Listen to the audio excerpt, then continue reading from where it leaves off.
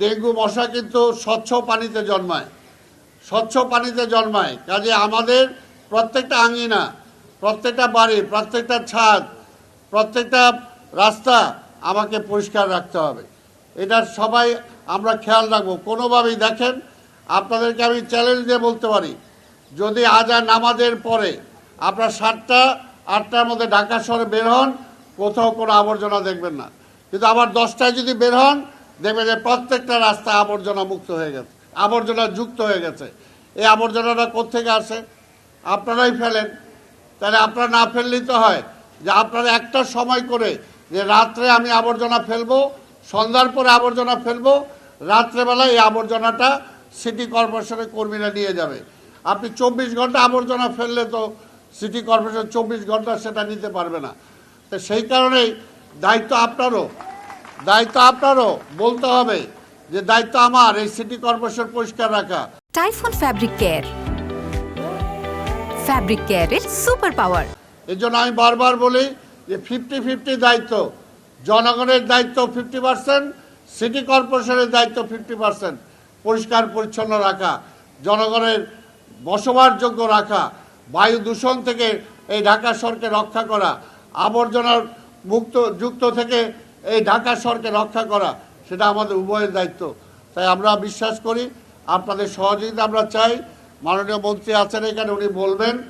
আমাদের স্বাস্থ্য বিভাগ থেকে অনেক আগে থেকেই এবার প্রস্তুতি নেওয়া হয়েছে, আমাদের নির্দেশ দেওয়া হয়েছে। মাননীয় প্রধানমন্ত্রী আমাদেরকে নিয়ে বসেছেন। মাননীয় প্রধানমন্ত্রী আরও 2 মাস আগে থেকেই আমাদের বলতেছেন যে 2 মাস পরে ডেঙ্গু আসবে, এখন থেকেই প্রস্তুতি নিতে হবে। কাজে সিটি কর্পোরেশন এবং স্বাস্থ্য বিভাগ আমরা মিলে আমরা চেষ্টা করছি, যেখানে আপনারাও যদি কোথাও খবর পান, নিজেরা যে আপনার বাড়ির পাশের বাড়িটা পরিষ্কার করছে না, দেখেন আজকে কোথায় কি অবস্থায় আছি। একটা বাড়িতে মহিলা মরে আছে, পচে যাচ্ছে, পাশের বাড়ির কেউ কোনো খবর রাখে না, এমনকি তার সন্তানও খবর রাখে না। এটা তো শুভ লক্ষণ হতে পারে না। এটাও কি দায়িত্ব সরকারের? এটা তো নিশ্চয়ই পরিবারের দায়িত্ব, এটা তো নিশ্চয়ই সামাজিকভাবে সে এলাকার দায়িত্ব। আজকে এই ধানমন্ডির লেকের ব্যাপারে আমরা নতুন পরিকল্পনা গ্রহণ করেছি। এই ধানমন্ডি লেকটাকে সুন্দরভাবে, কারণ এটা আমাদের দক্ষিণ একটা ফুসফুসের মতো, এখানে মুক্ত পরিবেশে নিঃশ্বাস নেওয়ার মতো একটা জায়গা। কিন্তু আজকে এটাকে বারবার বলার পরেও এটাকে কমার্শিয়াল মতো আপনারা বানিয়ে ফেলছেন। আমি বলতেছি যে এখানে মেলা উইদাউট পারমিশন, সিটি কর্পোরেশন জানে না এখানে ইজারাদারকে কতটুকু ইজারা দেওয়া হয়েছে, এখানে তাকে কে পারমিশন দিল এখানে এইভাবে মেলা করার।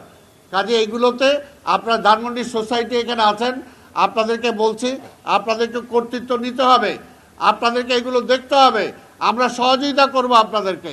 সারাক্ষণ সিটি কর্পোরেশন আইসা এখানে তো পাহারা দিবে না, এই পাহারাটা এলাকার সবাই মিলেই কিন্তু দিতে হবে, সামাজিকভাবে প্রতিরোধ করতে হবে। সেই বিষয়টা আমি আশা করি আপনারা খেয়াল রাখবেন। এই রেড ক্রিসেন্টের ছেলেরা, তোমরা এইগুলো এখানে রাখছো, এগুলো সবাই হাতে হাতে নিয়ে যাও, সবাই হাতে হাতে নাও। এখানে রাখছো কেন? এগুলো এখন যে র্যালি হবে সেখানে সবার হাতে থাকবে। তা আমি আর বক্তব্য দীর্ঘায়িত করব না।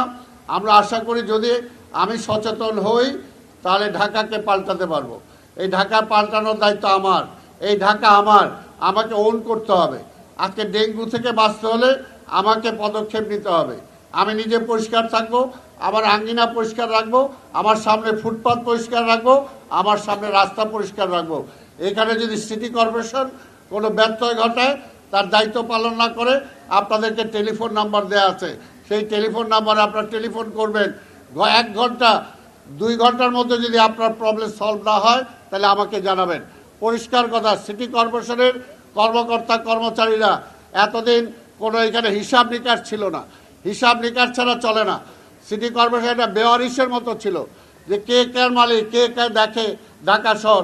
এইভাবে চলতে পারে না যে যেখানে ইচ্ছা আমি দখল করে ফেললাম, ফুটপাথটা ভেঙে ফেললাম, গাছটা কাইটে ফেললাম, এটা হবে না।